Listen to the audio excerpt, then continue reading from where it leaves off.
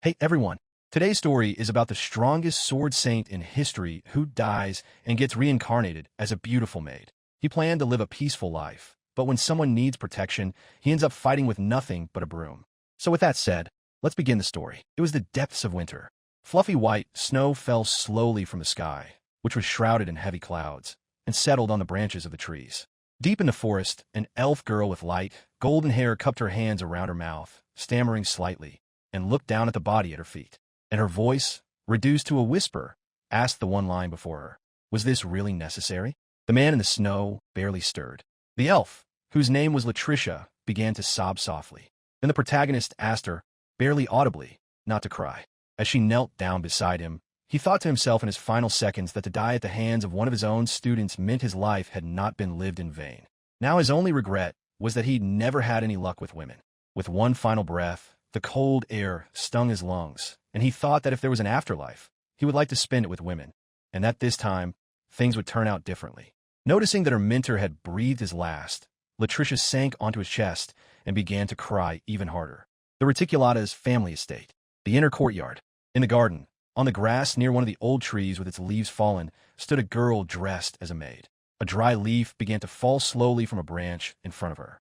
Then the girl swung her stick furiously, exhaling silently from the strain. However, the leaf was unharmed. She was breathing heavily as she watched the leaf continue to drift slowly toward the ground, finally landing near her shoes.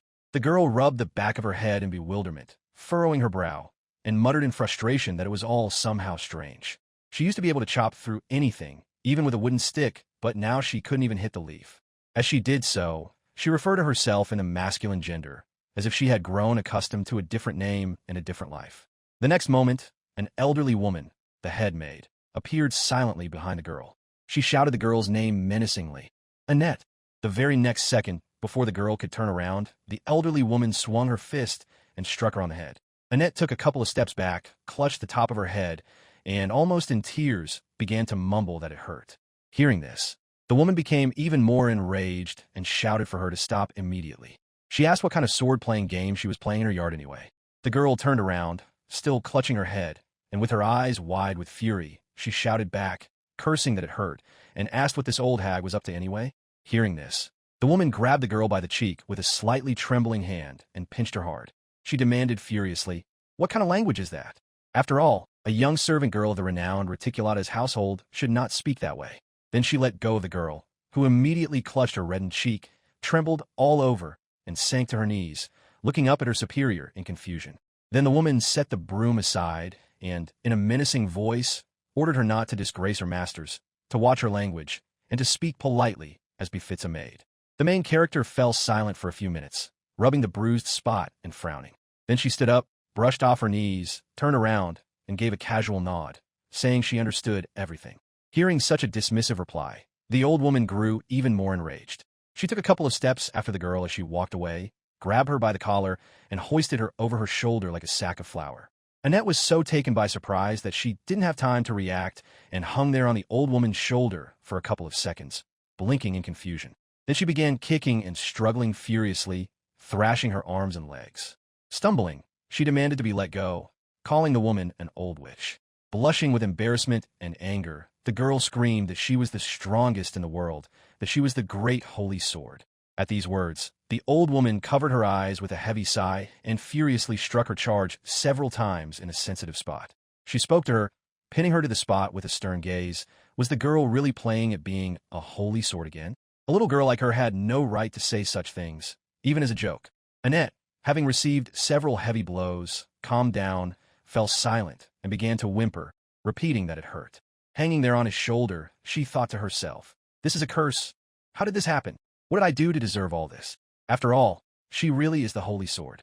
A holy sword is one who lives by the sword and dies by the sword, one who cuts down evil wherever it is found, one who defeats the mightiest enemies. A true warrior who can even defeat a giant dragon. Arnoic Bolstrom, the master of the sword, that is who she was. He was known as the mightiest holy sword. But at the age of just 48, he fell victim to a disease that turns the body to stone and met his end in the arms of his apprentice. That's who he's supposed to be. But right now, the main character was standing in front of the mirror in just a nightgown, staring intently at her reflection.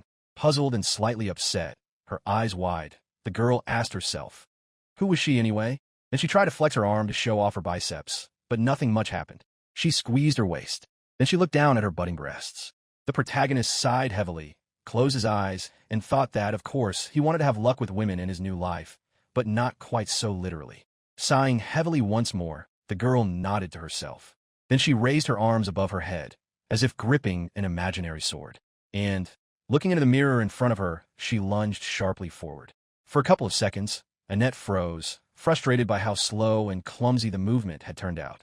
Then she straightened up and muttered in disappointment. What's the point? How slow is that? Way too slow. This is some kind of nonsense. Why did he end up in this body, in this world, in this tiny children's room? Then a main character walked up to the mirror again, almost right up against it, and looked at herself. The girl opened her mouth slightly, trying out different expressions. She frowned, smiled, and pulled a face. And gradually it dawned on her. Even though she was in a child's body, she looked absolutely adorable. Then a main character felt her chest, blushing slightly at her own audacity, and muttered that she just needed to grow up a little more, and then she'd become a real beauty. After saying this, she looked in the mirror again. She struck a few awkward poses, trying to look more graceful and feminine. She arched her back, tilted her head to one side, and raised an eyebrow. Then she put her hands on her hips, and, smiling slightly and raising an eyebrow, muttered, Do you really think guys will be chasing after me in droves in this life? Maybe she'll become a popular star? Blushing even more deeply, the girl tapped her forehead, awkwardly rubbed the back of her head, and muttered that she was acting like an idiot. The next moment, the estate manager's voice rang out loudly. She called out her charge's name and exclaimed indignantly, How long are you going to dawdle when there's work to be done? The girl flinched, muttered a curse under her breath, and grabbed the prepared dress from the chair next to her. She quickly pulled it over her head, tangling herself in the sleeves and breathing heavily. She shouted back louder that she was already on her way. A couple of moments later, she was ready. She put on her apron and headband, smoothed out the folds of her dress as she went, and ran out into the hallway. And she stood before the housekeeper, standing at attention. The manager gave her a grim look, frowned, and her expression darkened. And she said, disapprovingly, that everything seemed to be in order, and for Annette, that was just fine. The girl sighed with relief and muttered to herself that she'd gotten lucky this time, since Grandma Maigret loved to pick on people. But today was apparently her lucky day. Then the two of them folded their hands in front of them, one in front of the other, as strict etiquette required, and walked down the long corridor toward the main doors. The woman, straightening her back tensely, asked Annette to listen carefully. She explained that their family, the Ikes, had served this house for centuries. The master had left for the capital when Annette was still very young, but today he was finally returning. As the woman spoke, they stopped at the entrance, waiting for the masters to appear. Maigret frowned slightly, turned to her charge, and asked her not to embarrass herself. The protagonist closed her eyes and nodded haughtily, saying she knew all that. Maigret sighed, and, now frowning menacingly, added that she needed to be especially respectful toward Miss Rosalina, their daughter, who had only just recovered from an illness. If anything happened to Rosalina, Maigret would simply skin her alive. The girl rolled her eyes again, snorted, and said she understood. Maigret frowned even more than before and gave the girl a sharp slap on the head. She told her not to show her displeasure. Annette clutched her head again, began to tremble, tears welled up in her eyes, and she muttered that she'd been hit again. And for what? Maigret continued, shouting at her to watch her language. Then she turned away and, speaking more quietly to herself, added that she wondered where the girl had picked up such words, as if she were some kind of man. Annette awkwardly rubbed the back of her head, looking at the older woman, and thought to herself that she couldn't help herself. After all, inside she really was a 40-year-old man. The next moment, a loud bell rang, signaling that the owners had pulled up to the gate. 3 people stepped out of the carriage, a man, a woman, and their daughter. Maigret straightened up, stood at attention, and told her charge that the master had arrived, ordering her to straighten her back. Annette obediently straightened up, clasping her hands in front of her, and stared at a single point, trying to look like a model maid. Then the door began to open slowly. 2 people appeared in the doorway. Upon seeing the 2 of them, Maigret smiled broadly, closed her eyes in delight, and greeted them warmly. The young man took off his hat, pressed it to his chest in a gesture of respect, and his eyes wide with sincere joy, called out the housekeeper's name, and said he was glad to see Maigret in good health. Standing beside him, his wife also took off her hat, slightly embarrassed by her own awkwardness, and said she apologized for having left all the household chores to her. Maigret smiled even more broadly and replied that for her, a member of the Ikes family, taking care of this house was a great honor. The gentleman, the owner of the estate, laughed, and thanked the woman. Then he noticed a little girl standing next to the woman. Surprised yet kindly, he asked, pointing at Annette, "Is this really that sweet little girl?" The lady of the estate bowed her head slightly and looked at the girl intently, with a warm smile. Then Maigret put her arms around her granddaughter's shoulders and said, with pride in her voice, that this was her granddaughter, Annette. The estate's owners exchanged glances, smiled contentedly, and murmured almost simultaneously, "So that's what she looks like." Annette, feeling extremely awkward under their intense gaze, curtsied and introduced herself to the lord and lady, giving her full name. Then, lowering her eyes and trying to speak as politely as possible, she added that she was still inexperienced but would do her very best and awaited their instructions. The young owners of the estate exchanged another glance. With an approving smile, they remarked that they'd heard a lot about her, a truly polite and quick-witted girl. Maigret smiled awkwardly and said that they all looked that way on the surface, but in reality, this girl was a complete savage. She added almost in a whisper, but loud enough for everyone to hear. Just the other day, Annette had even declared that she was a holy sword. Hearing this, the main character smiled awkwardly, lowering her gaze to the floor, and thought to herself, "Well, that's true, after all." Hearing these words from the housekeeper, the estate owner laughed even louder and said that it seemed the girl was also full of energy, and that was a good thing. It meant things wouldn't be boring. Just then, the girl stepped out from behind her mother, and she asked again, "The saint of the sword?" She stood before the maid, her arms crossed over her chest, and looked at the girl with slight displeasure, narrowing her burgundy eyes. The main character opened her mouth in surprise, blinked in confusion, and asked herself, could this really be that very girl, Lady Rosalina? Rosalina, her expression unchanged, still that same cold, appraising mask, raised an eyebrow slightly and asked who she was. Annette curtsied again, introduced herself, and added that she would be her personal maid. Rosalina snorted, and then she said she had conditions. If she wins their argument, the maid will grovel before her. The heroine looked at her mistress with eyes slightly widened in surprise and asked again. Rosalina instantly frowned and clenched her fist tightly, and she struck the maid hard on the chin with an upward blow, putting all her light but unexpectedly powerful strength into the blow. The blow sent Annette flying a couple of meters backward. Her back scraped across the stone floor, and she came to a stop only when she hit the opposite wall. And to herself, through the encroaching darkness, she thought that he, Arnoic, was too strong, and his monstrous strength had doomed him to a life of solitude. Only his student, whom he loved like his own daughter, had told him as she said goodbye that she hoped her mentor would one day be freed from that loneliness and find someone who could understand him. And now, it seemed, that day had come. Rosalina folded her arms across her chest again, but this time, she was smiling and told her to remember once and for all that she would become the saint of the sword. Annette, lying on the floor, already on the verge of passing out, laughed and muttered, just before losing consciousness, that she was seeing stars. This is the story of how the protagonist challenged himself. The story of a difficult but joyful journey to surpass the saint of the sword he had been in his past life. In the silence of the winter forest, a dull, heavy thud rang out, the blow of a blade cleaving through flesh. The 100 years this man had lived had not prepared him for such an end. He was wounded from his waist to his shoulder. He fell to the ground, his arms spread wide, and the snow around him instantly turned crimson, soaking up his life drop by drop. He barely moved, his chest rising and falling heavily, and short, raspy breaths escaping his mouth. An elven girl stood over him, and her body began to shake. Tears rolled down her face, leaving wet trails on her pale cheeks. She froze in confusion, staring at the body before her. Her lips whispered her mentor's name. Arnoic smiled, and, tilting his head back to look at the sky, quietly told Latricia not to make that face. After all, it was she, his student, who was now the next saint of the sword. The elf lowered her gaze to her hands, to the blade she was still clutching, and muttered in response that she was unworthy of bearing that title. Not once during her entire training had her blade ever managed to touch her mentor. The man laughed. Then, coughing up crimson clots with great effort, he asked her what on earth she was talking about. Who then had slain him? The girl froze. Her hands were trembling. She unclenched her fingers, and the sword simply fell into the snow.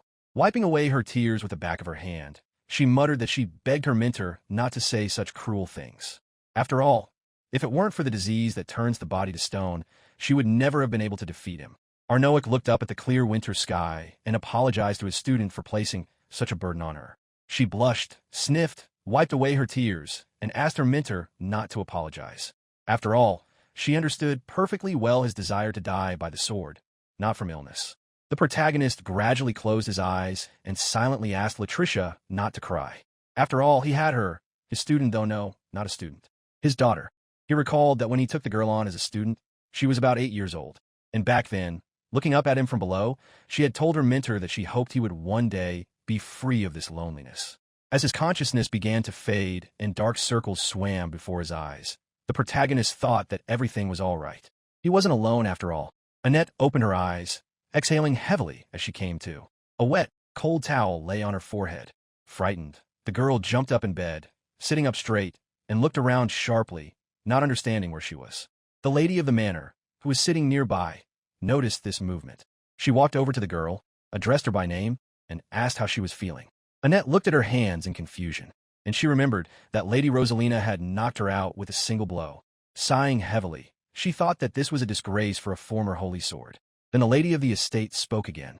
She called the girl by name, and she bowed slightly, asking for forgiveness. Noticing the maid's confusion, the woman continued. She asked her not to hold a grudge against her daughter. Annette raised her eyebrows in surprise. She began to say that she didn't hold a grudge at all, and that the woman certainly didn't need to apologize, since she was just a servant. To herself, the heroine thought that in her entire life, she had never heard of aristocrats bowing to servants. The lady of the manor sat down on a chair next to the bed, closed her eyes as if she felt awkward, and folded her hands in her lap. She said that this was not so much an apology as a request. And then she explained. Her daughter had never socialized with children her own age. Rosalina had grown up in isolation, surrounded by walls and silence, and she thought her daughter simply didn't know how to behave around other children. Annette looked at the lady of the house with concern and asked, recalling what Grandma Maigret had told her. After all, hadn't the lady been ill at the time? The lady of the estate nodded and explained that her daughter had practically grown up in a hospital ward, and books had been her only friends. Annette froze in confusion, processing what she'd heard, and then asked aloud, how could Rosalina have read books and yet turned out so feisty?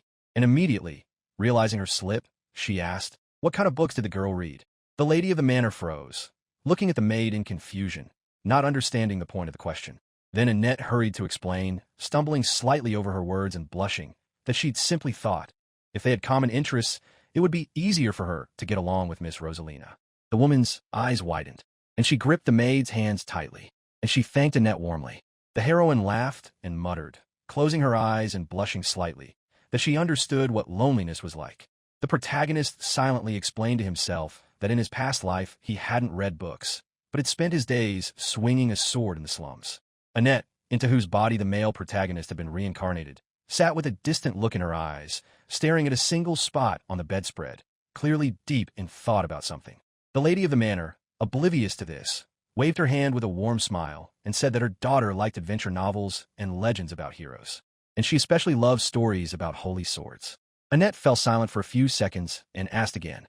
Then she sat up straight, her eyes suddenly lighting up. Of course, the Reticulatus family had been famous for its holy swords for centuries. This was known even in the farthest corners of the kingdom. She recalled what she knew about the world. The capital was located in the center of the kingdom. To the north was the house of Ophius. To the south, the house of Francia. To the west, the house of Baltstein. And to the east, the house of Reticulatus. One of these, the house of Reticulatus, had, in the past, bestowed many holy swords upon the world.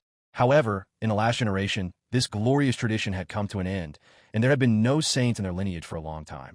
The Reticulatus family was on the brink of collapse, living only on its past glory and enduring ridicule from the other knightly houses. Snapping out of her thoughts, Annette smiled and muttered that Lady Rosalina must be admiring her illustrious ancestors, which was truly commendable. The lady of the manor closed her eyes, smiled, shook her head from side to side, and said that no, the girl hadn't guessed correctly. Noticing the look of confusion on the maid's face, the woman continued. Her daughter was not admiring her ancestors at all. She admires the Lord of the Sword, Mr. Arnoic Bolstrom. The heroine's eyes widened. To herself, she cried out, what? But Bolstrom, that's him.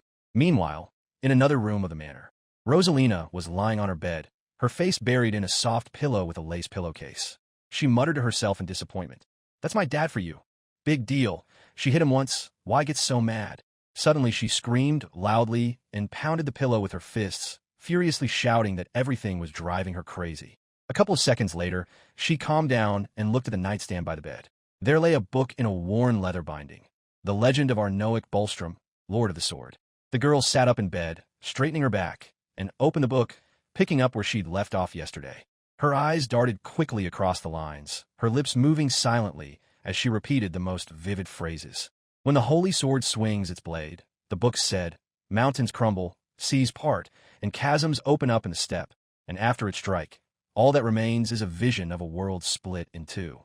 Blushing slightly with admiration, the girl cupped her face in her hands and murmured that it was cool. He rose from the very bottom to become the mightiest holy sword in history. He defended the kingdom even when they called him a monster. Staring at the ceiling, Rosalina said with a dreamy smile that someday she, too, will become like Lord Arnoic. Suddenly, a knock on the door snapped her out of her thoughts. Rosalina instantly put on a neutral expression, and she told the person to come in. The door swung open, and Annette appeared in the doorway. She was holding a tray with a teapot and a cup. She apologized, explaining that she had brought tea for the lady. The lady nodded, telling her to put it somewhere. Annette nodded in response, saying she would do as she was told. The main character walked over to the low table by the window and carefully set the teapot and cup there. Then she gathered the tray in her arms and, with a bow, asked permission to leave. Without waiting for a reply, she turned around and was about to leave the room. Suddenly, a girl called out to her from the doorway. Rosalina set her book aside, stood up, and approached the maid, coming almost right up to her. She said that Annette had lost, which meant she was now her servant. The main character turned around, frowned in confusion, and asked her to repeat herself. Well, what is she supposed to do? She's already a maid and follows all her mistress's orders anyway. What difference do the words make? Rosalina smirked and said sternly that Annette would help her become a saint of the sword. The maid looked at the girl in surprise. Annette lowered her head, tilting it slightly to one side, and asked again. She paused, gathering her thoughts, then asked permission to ask one question. After receiving a reluctant permission, Rosalina crossed her arms over her chest and nodded. The heroine asked her mistress point blank, "Why does she need this?" Rosalina's eyes widened as she looked at the maid. Then she sprang up furiously, jumping in place, and, stumbling over her words with excitement, said that it was obvious anyway. To restore the former glory of her illustrious family, which no one respects anymore, so that no one would ever laugh at the Reticulata's name again. As she spoke these words, Rosalina recalled how people in the capital had mocked them. Their family, they said, lived only in the past. An insignificant family, a disgrace to the 4 houses of knights. At the hospital, the head of the Francia house had insulted her father and mother right before her very eyes. Listening to this speech, Annette pursed her lips, folded her arms in front of her, and bowed her head so that her face was hidden. Rosalina leapt to her feet in a rage, took a few steps forward, clenching her fists so tightly that her knuckles turned white. And she said that this was exactly why she would become a holy sword. She would show them all. She, Rosalina West Reticulatas, will become the strongest holy sword and surpass even Arnoic Bolstrom himself. Then the maid looked up resolutely. Then Annette covered her eyes, becoming meek and submissive once more, and said that in that case, the girl shouldn't be lying in bed with a book. Noticing the puzzled look on her mistress's face, the maid continued.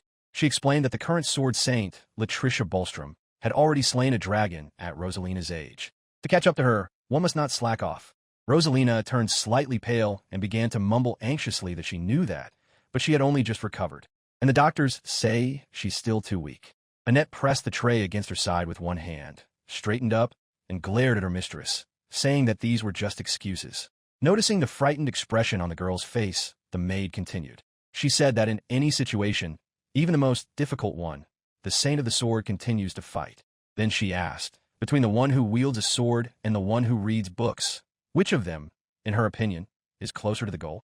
Then she smiled, took a couple of steps forward, and said, as if slightly threateningly, that Rosalina was a smart girl after all. She understood everything on her own. Noticing how the lady in front of her turned even paler, the protagonist, trapped in the girl's body, cursed anxiously under his breath. Had he really gone too far? Annette thrust her hand forward, and she began to mumble nervously that she'd only meant to say that there's never enough time on the path to the summit. She fell silent, searching for the right words. Then she glanced at her mistress and saw that she had blushed. Annette cursed under her breath again. Then Rosalina began furiously sweeping everything off the surfaces. It all flew at Annette with such force that it was as if the girl had suddenly gained the strength of a giant. She cursed loudly and screamed for her to get out. The maid, covering her head with her hands, took a few steps back toward the door, trying to escape the barrage of kitchen utensils. She tripped over her own feet and fell to the floor just as the door slammed shut in front of her with a loud, deafening bang. Lying on the cold stone tiles of the hallway, She stammered the mistress's name under her breath, Rosalina. The next morning, Annette was in the kitchen with her grandmother, Maigret. They were preparing a meal. The girl sighed heavily as she stirred something in a pot with a wooden spoon and said quietly that she had probably been too harsh. But if Rosalina keeps this up, she'll definitely come to a bad end. She needed to be brought down to earth. Maigret approached her granddaughter with a heavy pot and sternly ordered her to stop muttering under her breath and start working properly. The girl flinched, gripped the knife tighter, and, stumbling over her words, nodded obediently to her grandmother before setting to work furiously chopping vegetables. Suddenly, the kitchen doors burst open with a crash, and the estate's owner stormed into the room. He called out to the maids, shouting their names. He was holding a piece of paper in his hands. He handed the note to Maigret. Stammering, he said that Rosalina had left. The note said that the girl had gone to the capital to study fencing and had asked not to be looked for. The estate owner looked at the maids with concern and asked if they knew anything. Maigret nervously rubbed her neck and quietly added that, unfortunately, she knew nothing. The protagonist, now in the girl's body, froze, turned pale, and realized that it was his fault.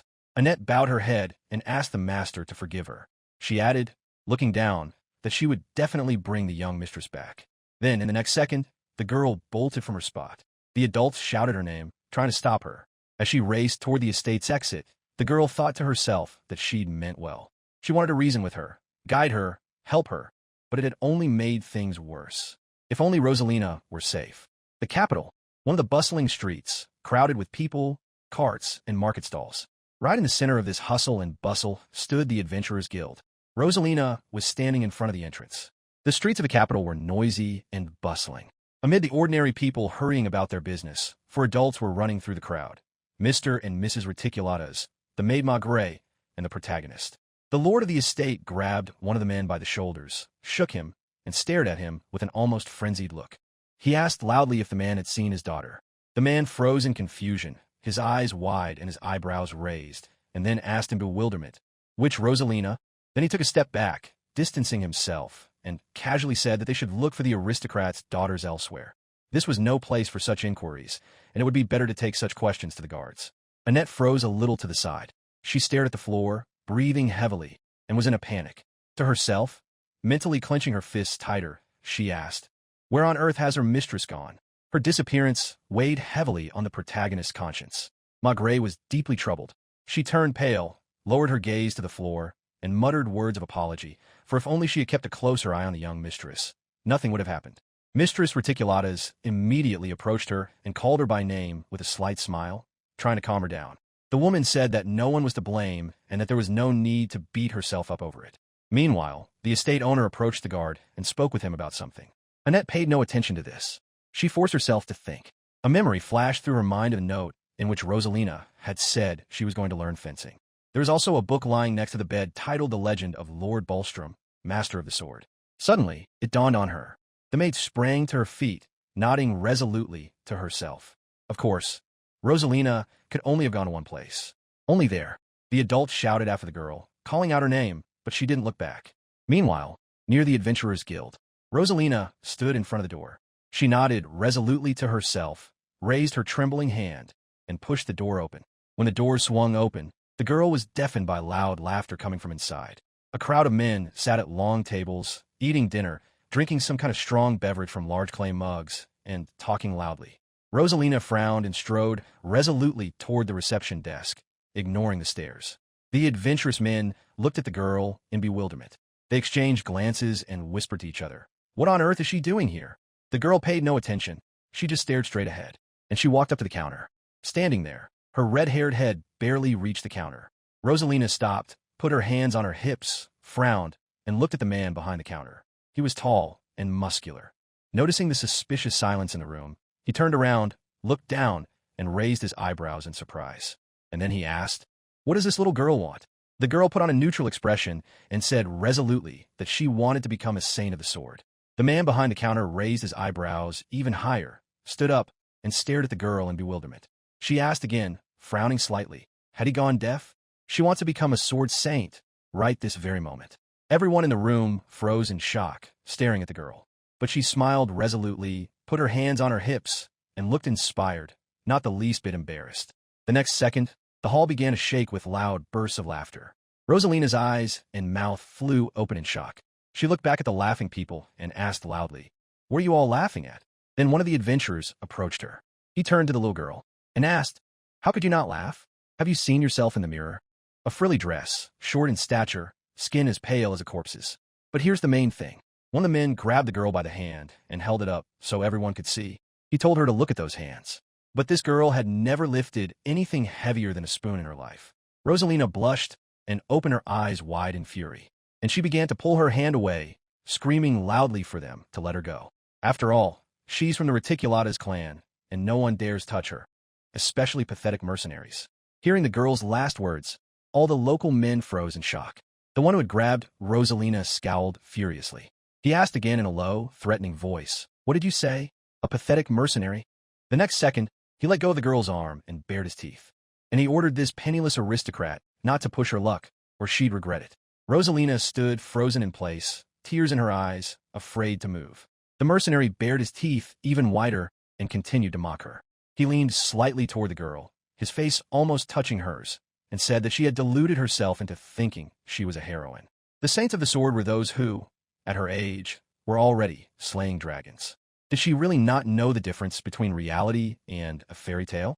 Hearing all this, Rosalina bit her lip, trying to hold back the tears welling up in her eyes. Suddenly, the guild doors burst open with a loud crash. Everyone present turned to look at the person who dared to announce their arrival so loudly. Annette walked into the room. The adventurers exchanged glances and asked with a smirk, "Who else is there?" The maid was clearly out of breath. She had run all the way across town without stopping. Seeing her mistress with tears in her eyes, Rosalina murmured her maid's name. Hearing this, the heroine's eyes lit up with joy. She smiled broadly and called out her mistress's name, and she quickly ran over to the girl. Annette kept smiling and apologized for making her wait. Then she decided to take a closer look and saw that Rosalina had been crying. The heroine looked around and noticed two adventurer-type men standing next to her mistress. Could these scoundrels really have dared to do something to the child? One of the mercenaries kept mocking us. He asked what the maid had left behind here. Among beggars who didn't even have guards left. Instead of guards, they sent a snotty little maid.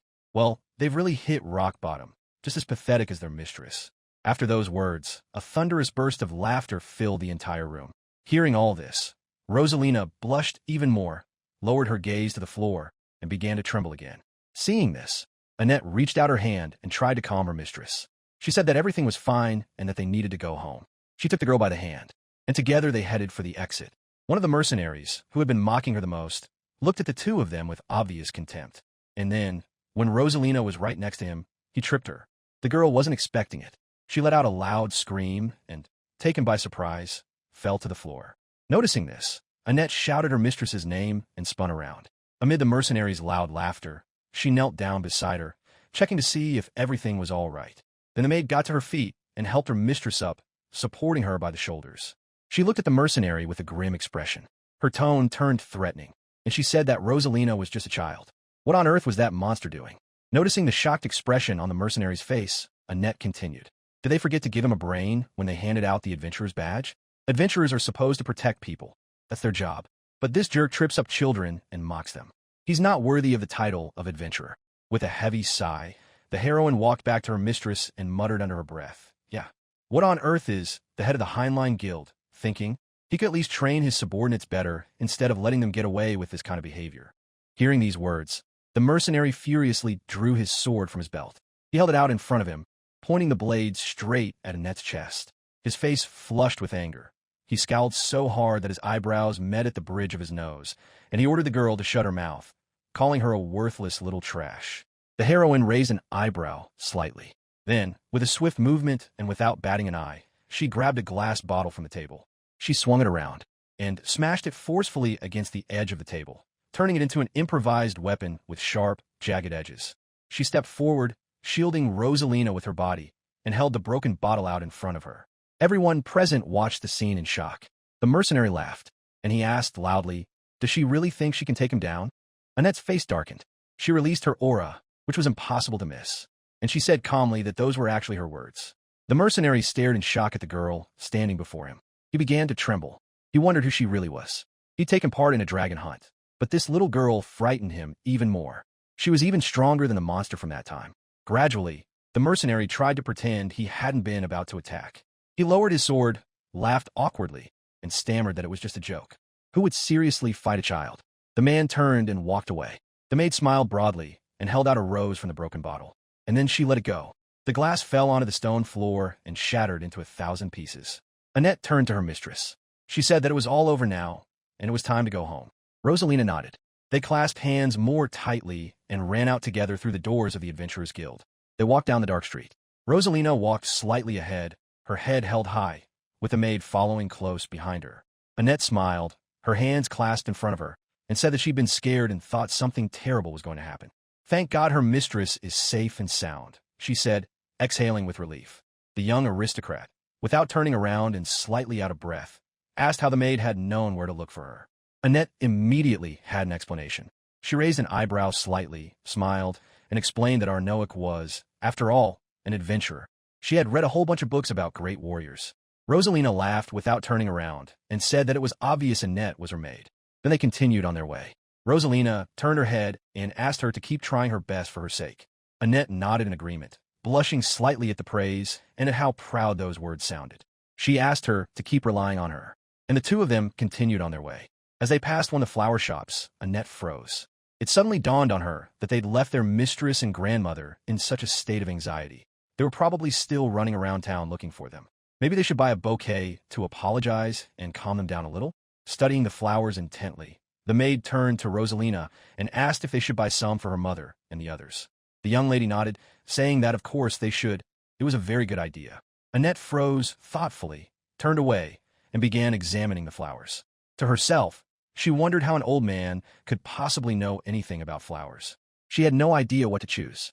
Then a main character turned around to ask her mistress which flowers would be best to choose.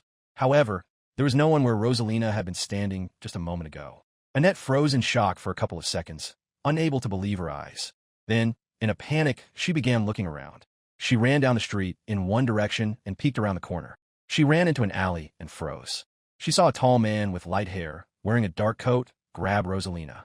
Annette shouted her mistress's name at the top of her lungs, and she quickly ran toward the man without a thought for her own safety.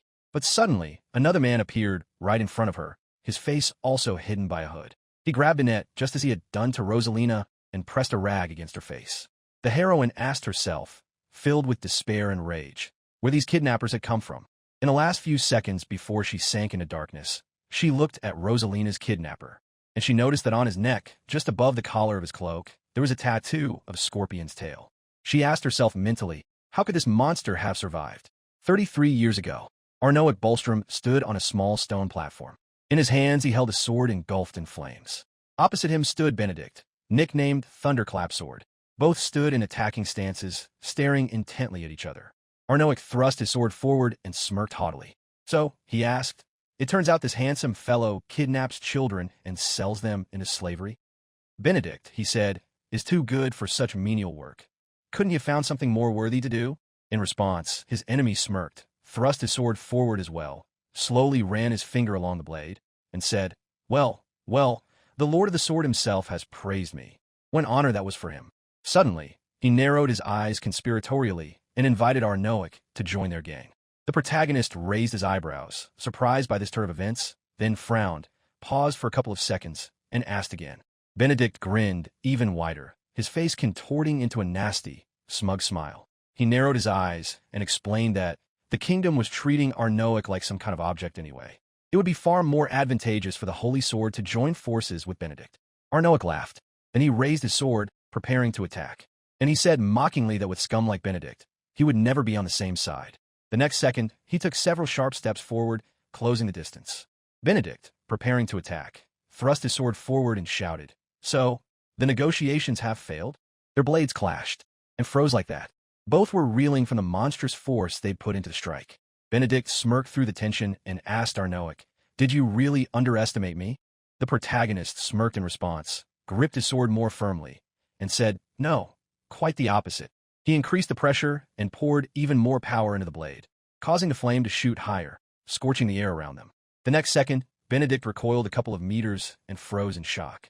Arnoic, covered in sweat and breathing heavily, thought to himself that the guy was a nimble little bastard after all. Wow, he'd missed, even though he'd been confident in a strike. Benedict stood frozen in place, bewildered, not understanding what was happening. He slowly touched his face with his fingertips and saw blood. Seeing this movement, Arnoic smirked and muttered under his breath that he'd managed to hit the scoundrel after all. Benedict laughed, quietly at first, and then, with every passing second, louder and louder, until it turned into hysterical laughter.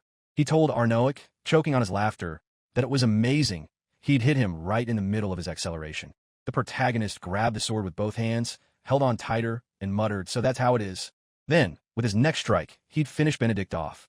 Benedict smirked and grabbed the diamond-shaped necklace on his chest, and squeezed it tightly between his fingers. At the very moment Arnoic's flaming sword was about to come crashing down on him, he literally vanished into thin air. Arnoic froze, trying to figure out what had happened. Benedict had vanished, melted away like mist in the morning sun. Could this trinket, this mysterious necklace hanging around his neck, really be a teleportation artifact? All that remained of Benedict was a small wisp of mist, slowly dissipating in the cold air. A voice came from within the mist. It urged Arnoic to remember his words, that he would take revenge on the boy for daring to leave a scar on his beautiful face. The protagonist lowered his sword, exhaled heavily, and cursed aloud, staring into the void. He looked up at the sky and thought that, in that moment, he had made his greatest mistake as a saint of the sword. He had let him get away. He had allowed Benedict to escape. In the present, in one of the prison cells, Annette lay on the cold stone floor. Her mistress's voice, soft and insistent, gradually began to pull her out of her daze. Annette opened her eyes wide. Rosalina was leaning over her, her eyes shining with happiness. The maid sat up on the cold stone floor and looked at her mistress, trying to compose herself. Rosalina folded her hands in front of her on her knees, smiled broadly, and thanked the gods that the girl was alive and had woken up. Suddenly, the heroine felt a sharp pain in the back of her head. She let out a loud scream and clutched her head. Rosalina immediately asked how she was feeling. Annette explained that she seemed to have hit her head, but she'd be all right. Then Annette turned around, looked around, and asked where they were. Rosalina crawled over to her on her knees, sat down beside her, and said sheepishly that she didn't know. The heroine stood up, clenching her fists resolutely, and walked over to the bars. She tapped on it with her knuckles. She thought to herself that they were in a dungeon behind iron bars, and that getting out of here wouldn't be easy. Then a noise behind her caught her attention. The girl turned around and saw that there were many other children here in this cell. Many of them had leather collars around their necks. Annette realized that this meant they had fallen into the hands of slave traders after all. Rosalina began to tremble slightly. She looked anxiously at her maid, called her by name, and asked what would happen to them now. Annette ran over to her, grabbed her by the shoulders, patted her reassuringly, and told her not to be afraid. She said she was right there. Suddenly, loud, heavy footsteps echoed down the hallway. The maid stood in front of her mistress and urged her to hide behind her, and quickly because someone was coming. The footsteps grew louder and louder, and soon, in the dim light of the torches, two figures appeared. The first was a fair-haired, portly, enormous man. His name was Lord Darthwhelan. The second was wearing a black cloak with a deep hood and did not give his name. The shorter man, the one in the cloak, pointed toward the children and said that here was a fresh shipment. Lord Darthwhelan smirked, baring his yellow teeth, and asked, "I wonder what these little ones are like?" He'd been waiting for this for so long. The children began to shake even more violently. Some were quietly sobbing, but Annette still stood slightly ahead, shielding her mistress with her own body.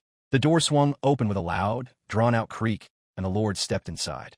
The man in the cloak explained that the collars contained suppressing stones that blocked magic, so the children were completely helpless. Still, he asked the Lord to be careful. The man smirked as he looked over the children and said there was no need to be afraid. He'd handle such little ones just fine. All the children turned away, trying to make themselves as inconspicuous as possible and hide from the fat man's piercing gaze. Only Annette continued to look straight ahead, clearly unafraid. The Lord noticed this. A satisfied smile lit up his face.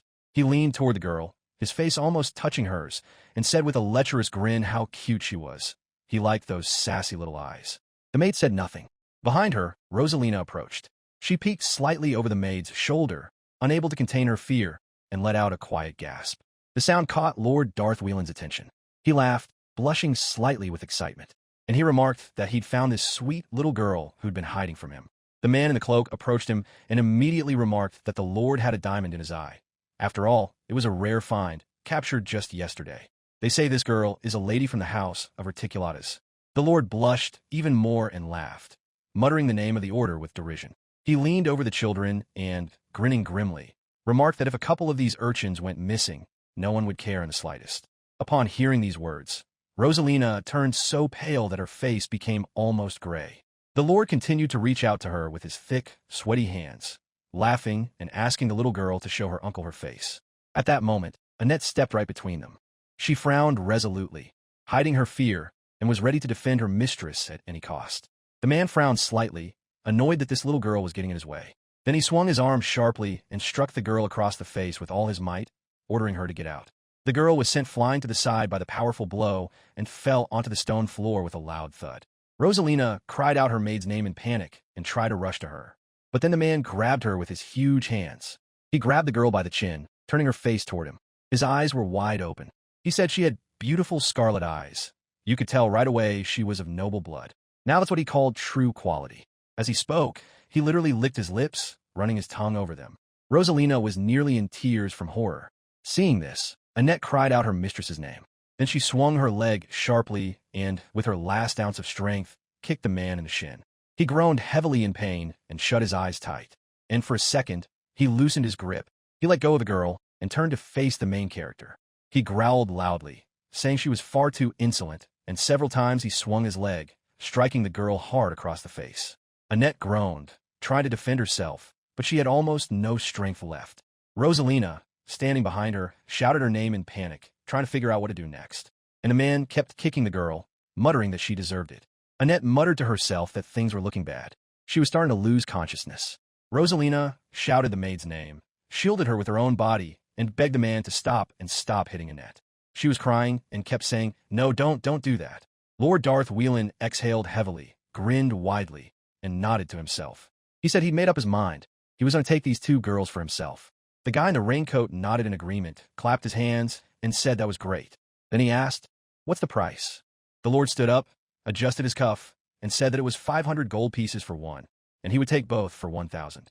The guy in the cloak nodded again and bowed deeply, thanking the Lord profusely for his generosity. The Lord merely laughed haughtily, rubbing his hands together with satisfaction. Rosalina and all the children froze in shock, trying to make sense of what had just happened. The guy in the cloak held out 2 tags and ordered them to put them on. He explained that with these tags, no one would touch them anymore. As he was leaving the dungeon, the Lord remarked that this would only last until he returned. Glancing at the camera once more, he added that he loved breaking defiant little brats and couldn't wait to get his hands on them. All the children turned even paler. Rosalina's eyes filled with tears. She began to cry, then reached out to the maid and asked what would happen to them now.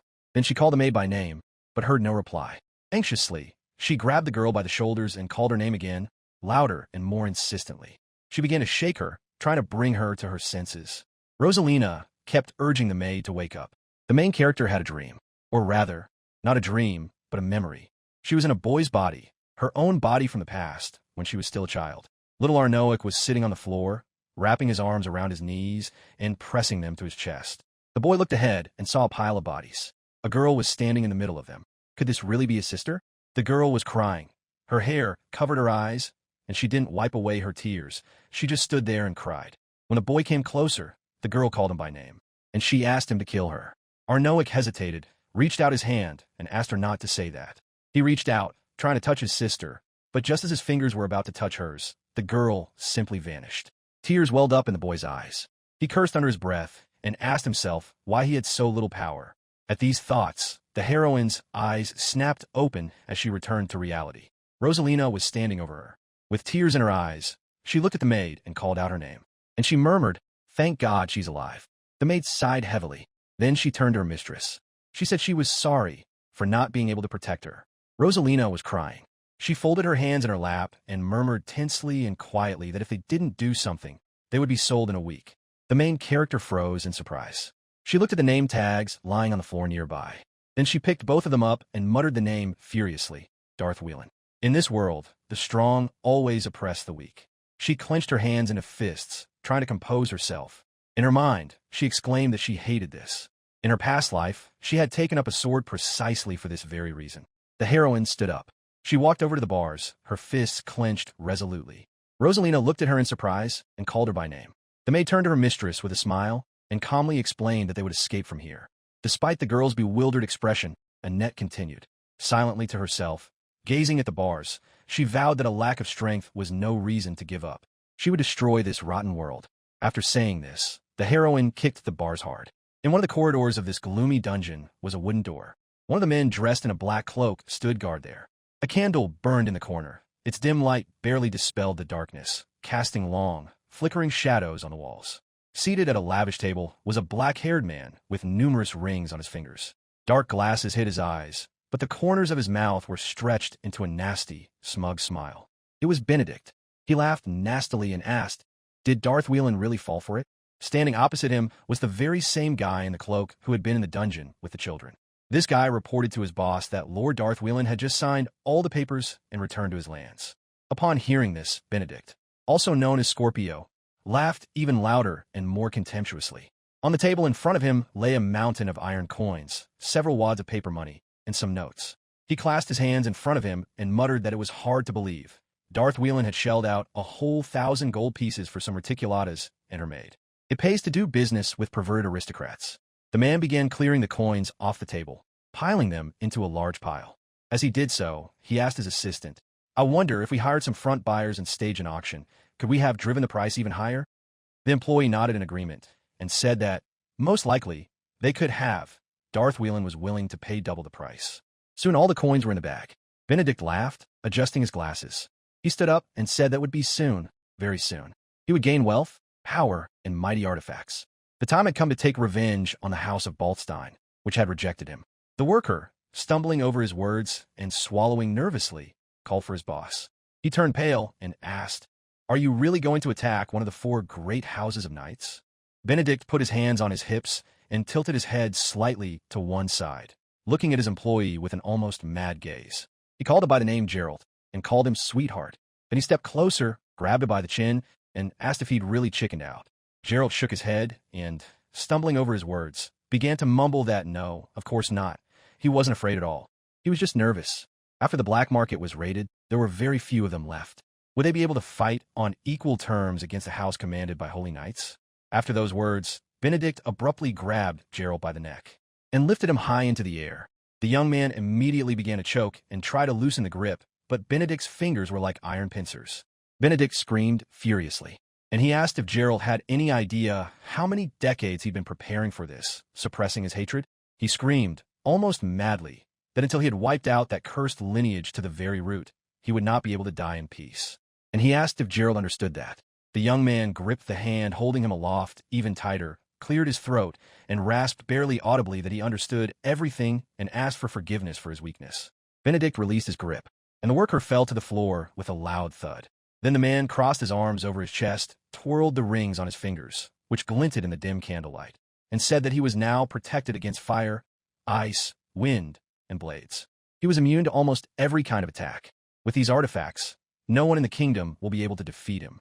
He thought gloomily to himself that the man who had once ruined his plans, Arnoic Bolstrom, was already dead.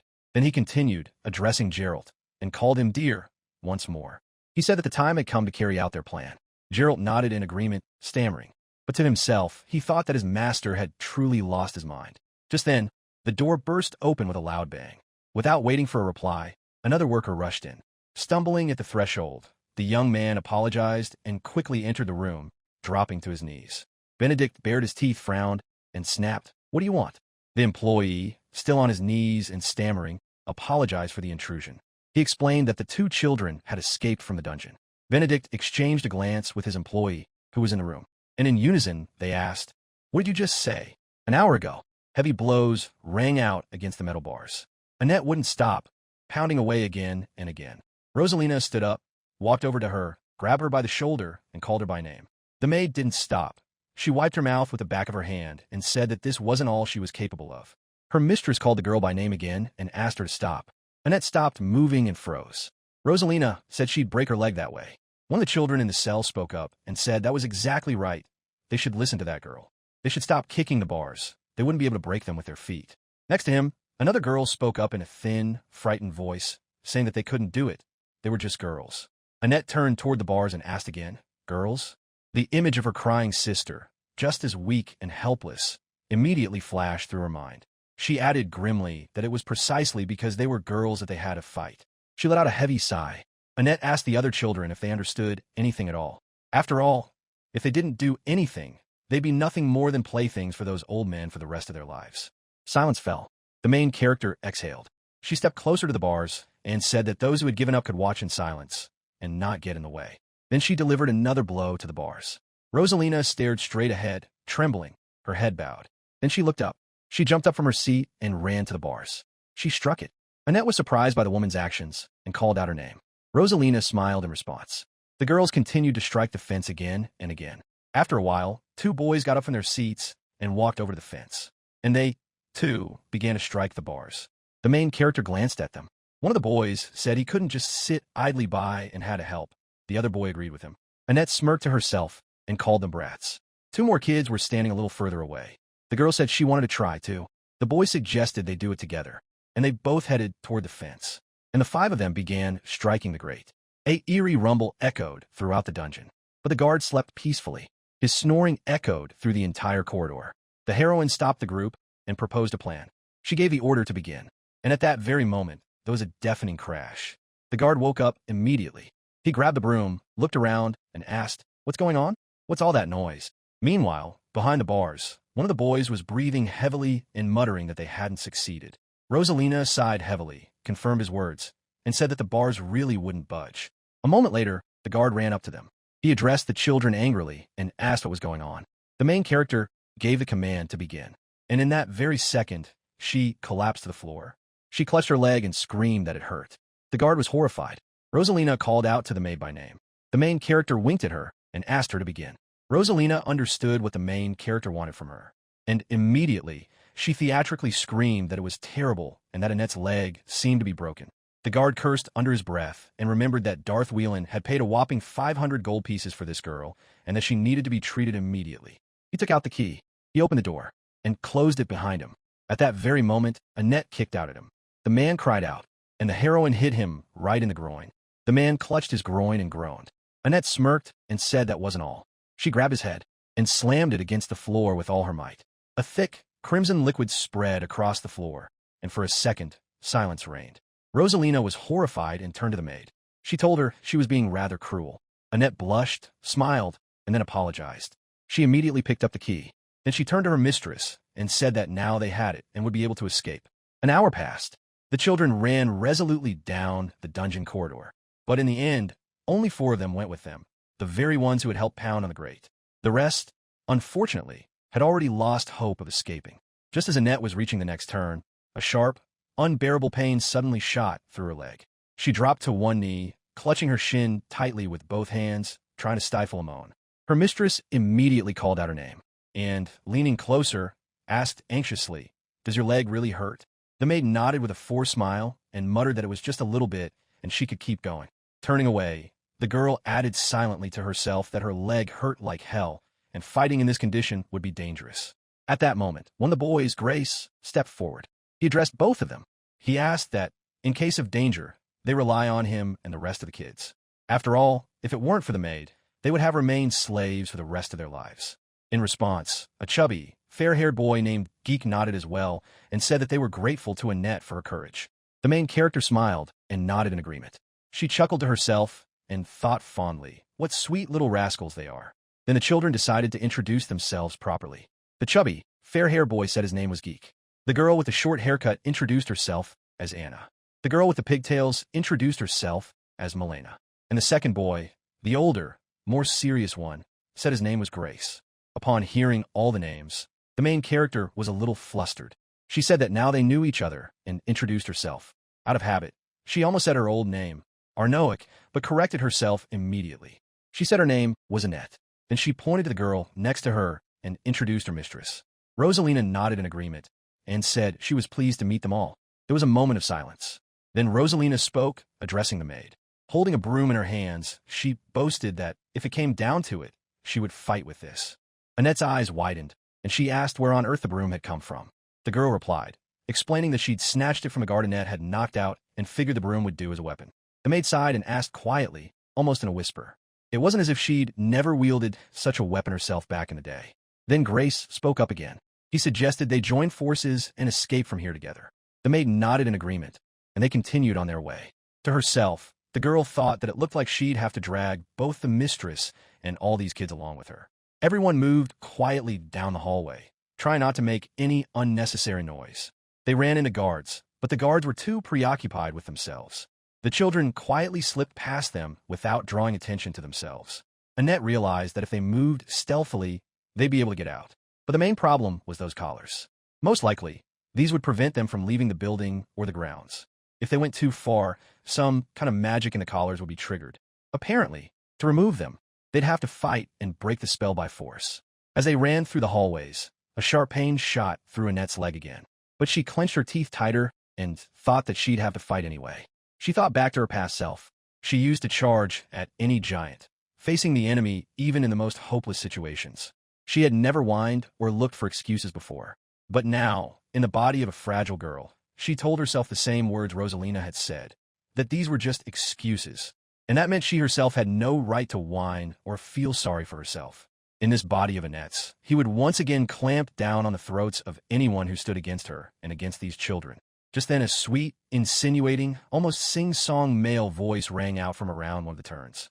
The voice said, "Have the little mice decided to escape from their cage? What on earth is this? I'll have to punish these little ones." Annette smirked, showing no fear. And she said, "Here he is, Benedict Baltstein." Meanwhile, there was a loud clatter of wood against wood. It was the Rockbelt Sword School, also known as the Blue Flame Sword. The doors were wide open, and the training hall was filled with people. Latricia stood in the doorway. The girl froze with a slight smile on her face and, apologizing for the intrusion, asked if Mr. Heinlein was there. One of the students sat up straight and stared at the girl with wide eyes. Then she exclaimed that it was Sister Lyt, the very one everyone was talking about. The current saint of the sword, Latricia Bolstrom, nodded in agreement, smiling as well, and recognized the girl. Jessica, one of the students, ran up to the sword saint, put her arms around her shoulders, and said she'd missed her so much. Latricia smiled and said, "Yes, it's been a long time," and asked, "Has Jessica really grown again?" The girl asked how Latricia had ended up here. Latricia began to explain that she had come on business today. But then a man's voice interrupted her. It was Arnoic Heinlein Rockbelt, a senior classmate and the head of the school. He stepped into the front room where the students were practicing and asked loudly, "What's all this noise? Who gave you permission to skip training?" After all, they were in class right now, not on break. Latricia smiled, covering her mouth with her hand, and apologized, asking if she had interrupted anything. Heinlein laughed and said with a smile that they were just about to take a break. Then he asked if she'd like to join him. A little later, the three of them, Latricia, Heinlein, and Jessica, were sitting on the stone steps at the school entrance. Latricia tilted her head to one side and said to Heinlein with a smile that it had been a long time since they'd seen each other. Heinlein nodded, then looked her over and remarked that Latricia was still just as beautiful and young, and he was glad to see her in good health. The girl nodded and said that she hadn't changed a bit over the decades. She explained that it was all thanks to her elven blood. They age very differently from humans. The man smiled and said that a beauty like her must surely have men flocking to her. Latricia chuckled and bowed her head, saying that she was a saint of the sword and had no interest in such things.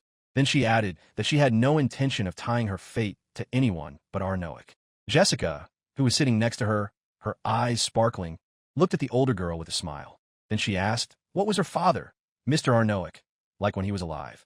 Latricia sighed, and she said that with a single swing of his sword, he could cleave a mountain and split the sea. He was a genius, endowed with a divine gift, a true child of the sword. He was a great man. Next to her, Heinlein smiled slightly.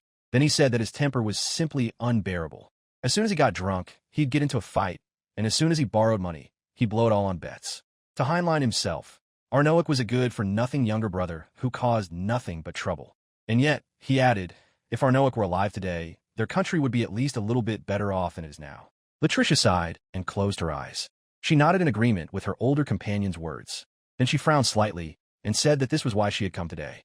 The fact is that recently, members of the slave trading cartel known as Scorpio have been spotted more and more often near the capital's main streets. Heinlein raised his eyebrows in surprise and asked again.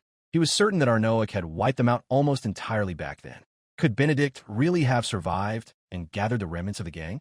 Latricia frowned and muttered that it was unknown whether he was alive or not. But if they'd gone back to their old ways, then they had to destroy them. That was why she had come to ask for help. Meanwhile, in the dungeons, the heroine stood before the children she was protecting. Standing opposite her was Benedict. The children were very worried. Annette smirked and said mockingly, well, look at that. You've crawled out of your hole. How are things going at Scorpio with the staff? Still short-handed. Benedict smirked, adjusted his glasses, and muttered that the girls seemed to know a lot about him. Is her daddy one of the holy knights, by any chance? Annette smiled even wider and said that she really did know him very well. Benedict raised his eyebrows in surprise and muttered that he wasn't quite catching on, but it didn't matter. He called out his subordinate by name. The man nodded, and he tossed a short sword in front of him, which clattered as it hit the stone floor. Benedict explained that no one before these children had ever managed to escape from the dungeon, so as a reward for their audacity, he would give them a chance. If they could even scratch him slightly, he would let all the children go free. The children froze in shock, exchanging glances with one another. Rosalina asked if it was true. Benedict smirked and let his glasses slide down to the tip of his nose, then said that yes, of course it was true. Annette thought to herself that it was obvious. This was just another one of his cruel games. He always enjoyed tormenting the weak. Using artifacts of lightning magic and enhancement, Benedict is capable of accelerating his body to incredible limits, so there's no way the children could hurt him. Annette picked up the short sword from the floor. She straightened up, held it out in front of her, and, addressing the children aloud, asked them to leave it to her. The man smirked and asked, "So, this little red-headed girl is going to fight him?" Just then, Rosalina screamed. She shook her head and said it was madness. Annette's leg was injured. She could barely stand. This was pure suicide. Then Grace spoke up. He said the aristocrat was right. They couldn't take any more risks. So he suggested they all attack Benedict together. The other kids supported the idea and whispered that if they just needed to cause a bit of a ruckus with the crowd, they could definitely do it. Benedict smirked and said he was all for it. He'd give everyone a sword. The heroine sighed, looked gloomily at the floor, and said there was no need for that. She could handle it alone. Rosalina's eyes widened in shock, and then she shouted furiously that, as their mistress, she was ordering the girl to step back immediately and not try to be a hero. That was an order. Annette added grimly, cutting her off mid-sentence, that she should be quiet. And then, in a deep, heavy, low voice that didn't sound like a child's, she added, "Well, she's gotten out of hand, this little brat." At the children's shocked faces, she explained that even the 5 of them together couldn't handle this scum. So the kids just needed to shut up and watch. Benedict laughed, threw his hands up, and exclaimed that it was a touching scene. He was simply enchanted, and he was eagerly looking forward to seeing this girl, covered in blood, sobbing and begging him for mercy. Annette held her sword out in front of her and said that he could talk all he wanted, but she wasn't going to let him win. Benedict, still laughing, muttered what a funny girl she was, and added that it would be interesting to see what that smug grin would turn into. Then he suggested they begin, and unexpectedly, he cast a high-level healing spell. Annette's leg stopped hurting immediately. The heroine was shocked. She tapped her foot on the floor a couple of times to check how she felt and made sure the pain was completely gone. Benedict took off his glasses and explained with a smirk that when you torment a weakling who's full of strength, his despair shines even brighter. And he asked her to entertain him. Annette smirked and said quietly that he was still the same sick bastard he'd always been. For him, all of this was just a game. Then she'd give it her all. A loud thud rang out as the girl lunged forward sharply. But Benedict had no trouble dodging her. The children watched the duel in shock, holding their breath. The man made a sharp swing, and his blade sliced through the girl's arm, leaving a deep gash. Then it left several scratches on her cheeks. Annette groaned loudly in pain, but she didn't lose heart. The children behind her begged him to stop. They shouted that Annette would die if she kept going. Benedict sighed, raised his hand, and asked die. That really wouldn't be good. The toy would break too quickly. So he used the higher healing spell again, and the wounds on the girl's arm and face healed right before his eyes. The heroine sighed and, mentally gritting her teeth in anger, asked herself, how many times has this happened now? Benedict methodically calculates the force so that the wounds aren't fatal, then heals her and plays with her again. Could it be that the only thing he wants is to hear her beg for mercy? Benedict smirked and asked if it wasn't time for her to give up and beg for his forgiveness. He promised he would spare her life. The heroine told him to get lost and said she wouldn't ask for forgiveness from such a sick scoundrel. The next second, the man made a sudden kick, striking the maid hard in the stomach. Her body doubled over, and she groaned. And she fell to the floor. Benedict kicked her in the stomach several more times, preventing her from getting up. Benedict shouted, "What's wrong with this red-headed girl? She clearly doesn't get it. It's up to him to decide whether she lives or dies. Or did she think he wouldn't kill her right here and now?" Hearing all these menacing words, Rosalina trembled and cried, begging them not to hurt Annette. Then one of the henchmen called out to his boss, and, apologizing for interrupting, said that Lord Darth Whelan had already bought this girl for 500 gold pieces. That's why he begged them not to kill her. Benedict sighed and said that was true. There was no point in ruining the goods. Perhaps they would leave it at that. He took a few steps back. He cast a major healing spell on the girl sprawled on the floor, closing her most dangerous wounds. Rosalina, seeing this, turned to her maid and asked her to stop because she needed to stop or else she would be killed. However, the heroine paid no attention. She got back to her feet once more, staggering but clutching her short sword tightly in her hands. Then she called out loudly to the slave owner and said she was ready for another round. The man's eyes widened in shock, and he asked, bewildered, what's wrong with her? He just doesn't understand her at all. Time and again, he was tearing her body apart, inflicting unbearable pain. An ordinary girl would never have been able to endure this. And yet this little thing wasn't broken in the slightest. The man shouted that if this kept up, he'd have no choice but to kill this insolent girl, and then ordered her to beg him for mercy. Annette laughed, grinning widely. She said she'd rather be torn to pieces than beg for mercy from a scoundrel like him. Benedict laughed, covered his face with his hand, and muttered, so that's how it is. Well, whatever she wanted. Now he'd finish her off. Grinning madly, he raised his sword and said that, by pushing himself to the absolute limit with lightning magic and enhancement spells, he would unleash the fastest strike in the world upon her. The employees called out to their boss, try to stop him. The children shouted Annette's name, also trying to stop the duel. The girl frowned resolutely, gripped her sword tighter, and braced herself. Benedict lunged forward, shouting for her to just die already. Meanwhile, Annette took a sharp step to the side, stepping out of the line of attack, and forcefully parried the blow with her blade. The next second, the sword was no longer in Benedict's hands. It flew off to the side and fell to the floor with a dull clang. Benedict jumped back. Staring ahead in shock, he muttered that it had been the fastest strike in the world, and it had been parried. How? Annette wiped her chin with her fist, smirked, and said that it seemed she'd finally figured out how to control this body properly. The man in front of her asked again, how did you block my strike? Who the hell are you? The heroine slung her sword over her shoulder, and said that, as they could see, she was just an ordinary maid named Annette Iquez, Lady Rosalina's personal maid. Benedict, looking at her standing before him, muttered that this was Arnoic Ballstrom's stance. He could literally see, right before his eyes, the silhouette of his worst enemy emerging behind this girl. To be continued. Thanks for watching. Write your feedback in the comments. If you like the story, please like and subscribe. See you soon.